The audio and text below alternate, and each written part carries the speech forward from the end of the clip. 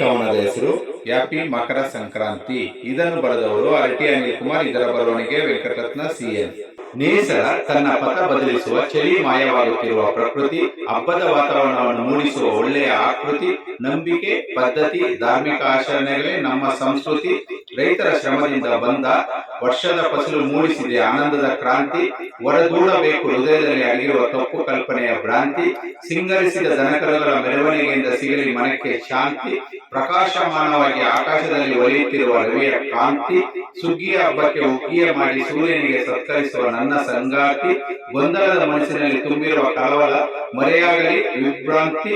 ಕಳೆದ ವರ್ಷದ ಎಲ್ಲ ಕೈ ನೆನಪುಗಳು ತೊಲಗಲಿ ವಿಕೃತಿ. ಎಲ್ಲೂ ಬೆಲ್ಲ ತಿಂದು ಒಳ್ಳೆಯ ಮಾತನಾಡುವ ಮಕರ ಸಂಕ್ರಾಂತಿ. ಕರ್ನಾಟಕದಲ್ಲಿ ಮಕರ ಸಂಕ್ರಮಣ, ಆಂಧ್ರದಲ್ಲಿ ಪೆದ್ದ ಪಂಡಗ, ತಮಿಳುನಾಡಿನಲ್ಲಿ ಪೊಂಗಲ್, ಉತ್ತರ ಪ್ರದೇಶದಲ್ಲಿ ಕಿಚಿಡಿ, ಗುಜರಾತ್ ರಾಜಸ್ಥಾನದಲ್ಲಿ ಉತ್ತರಾಯಣ.